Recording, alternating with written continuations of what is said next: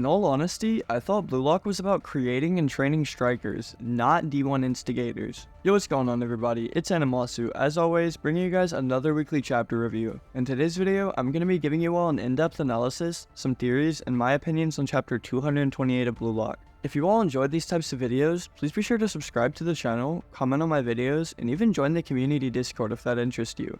Thank you guys so much for tuning in, and please enjoy the video.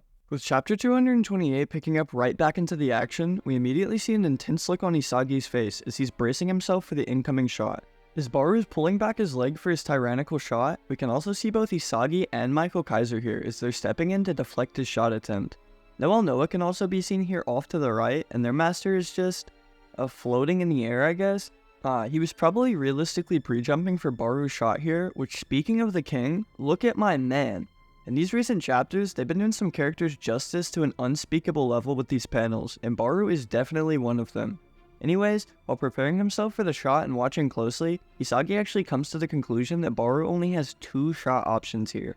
Either shoot near post or far post, which the paths of both possibilities can be seen here, with a holographic outline. Now Isagi Yoichi here is calming his nerves by going through every possibility, which is going pretty well at the moment. Not only do they have his shot paths narrowed down to two, Isagi also has the assistance of both their goalkeeper Gagamaru and the man help of Kaiser. With one of these little cool chibi examples, we're shown a POV of the situation from Isagi's mind, as he explains how Barou's shooting routes are locked down. If he shoots for the far post, then Isagi can easily handle it himself, which then leaves Kaiser in charge of the near post, which is light work. With both Isagi and Barou exchanging looks with aura radiating out, our main man here says that this might be a 50-50 gamble, but it's one that he can crush Barou with. Now Barou on the other hand decided to not actually take the shot here, as we then see him sprinting away with the ball. Isagi and Kaiser both decide to just stand and watch, I guess, with them seeming like they're just bird watching or something. Anyways, with Isagi taking immediate notice of Barou's cut-in, he once again makes another confident claim in saying that Barou will not shoot just yet. What's wrong, Barou, huh? Shoot, you little delusional wannabe king.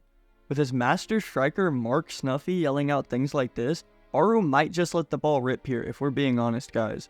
I mean, he even continues on to mockingly ask Barou if he'd wanted to pass to him, if he'd really just wanted the help from some sensible know-it-all adult. Knowing he's just chatting it up though, Barou simply gives Snuffy the side eye, and you won't achieve anything if you're that over-reliant on your own ego, you stupid brat. Well, never mind. With Snuffy spouting out some more crazy talk to Barou, the king's eyes widened as he's not just gonna sit there and take that. With us then getting Barou's point of view as Isagi and Kaiser once again arrived, he's finally had it with Snuffy's words, encouraging him to shut his mouth. While grinding his teeth and trying to get the words out, Barou basically says that he's already aware of how his ego limits him since he's arrived at the Blue Lock program. Even so, however, Barou's confident that he's gonna see this through, with Gagamaru staring at him like he's insane or something. The GK isn't the only one, however, because with Barou then going on to speak about changing the world, both Noah and Marc Snuffy are tuned in. Barou's words from the last chapter in reference to risk and reward finally come around full circle here, with the king explaining his one and only motive here. There isn't some thorny, destructive path for me to walk on, then I'll just have to go and create one myself. While preaching on his personal ideals, Barou even decides to take a touch to the right here, working the ball even further down the line. Isagi, however, notices almost instantly that Barou's touch there was not another cut inside, but rather it was a setup for his incoming shot. He's going to shoot, in other words. While pulling back his leg to finally shoot the ball, monsters, lightning, a lion, Barou basically has a whole zoo behind him while saying these few words. I don't live for some lukewarm predetermined future. I'll become the king, while still being an unruly brat. Isagi's mind, however, is much calmer and more concentrated on only one answer here. Will Barou go near or far? Now somehow having more breath and time to speak here, Barou takes a look over at Snuffy while still swinging his leg into the shot. He says that if in the future, he still can't become the world's #1 king even after all of this, then he'll die honorably. With his foot finally making contact with the ball for his shot, we can also see the pair of both Isagi Yoichi and Kaiser, who are both stepping in to deflect the shot. Now in the first part of the panel here, Isagi is still in Metavision as he's attempting to block the shot. However, if you look at the bottom left here, he's no longer tapping into his Metavision ability as he's noticed. Barou's shot has been upgraded from badass to world class here because his shot was also a nutmeg on 2 Metavision users as they can do nothing but watch along in fear. With them both turning their heads in anticipation of the outcome, Isagi is still astonished that Barou was able to aim that shot.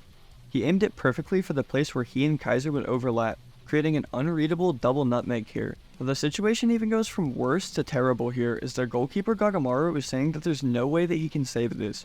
With Oliver Aiku even going on to say that Barou's shot was a total gamble here, there might actually be hope for Bastard Munchen, as the ball is traveling towards both Marc Snuffy and Noel Noah.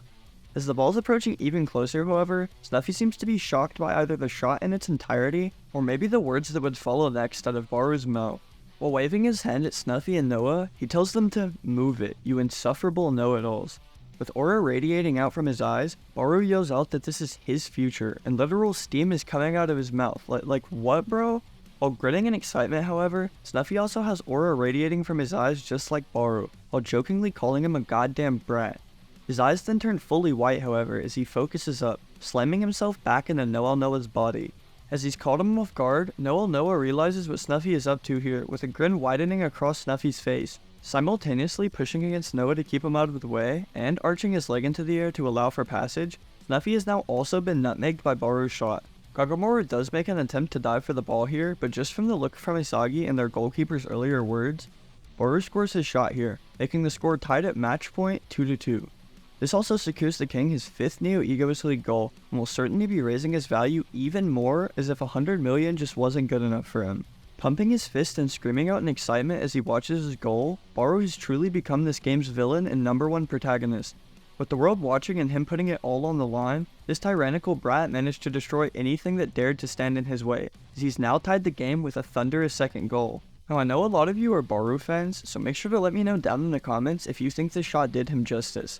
After being blocked by Isagi so many times and just straight up disrespected, I'm pretty happy to be seeing him score screamers just like this one. With that being the end of chapter 228, all we have to speculate on over this 2-week-long break is chapter 229's title, Underdog. Now immediately here, the two people that this title makes me think of are Isagi Yoichi for #1 and Hiyori Yo at a close #2. With Isagi being pushed down as a side character with Barou's 2nd goal in this game, people are definitely going to be and already have been sleeping on the main man himself. As for Yo Hiyori, he just hasn't really shown off much so far in the series and could be referred to as the underdog, or maybe it's just in reference to Bastard Munchen as a whole. Whatever it may be, I will have an official full theory video up on chapter 229 either tomorrow or Thursday afternoon, so make sure to stay tuned for that. If you'd like to have a chance to have your theory featured in the video, make sure to drop it down below in the comment section, or even share it in my community Discord. As always, I just want to thank you guys so much for the recent support and all of your kind words to me. I worked really hard to bring you guys this content that I both enjoy to make and that I think you enjoyed to watch, so I'm glad that you guys are so appreciative. If you enjoy my videos, the best way to support me is through subscribing to the channel, commenting on my videos, and even joining the community Discord if that interests you. I hope you all have an amazing day, and thank you all so much for watching.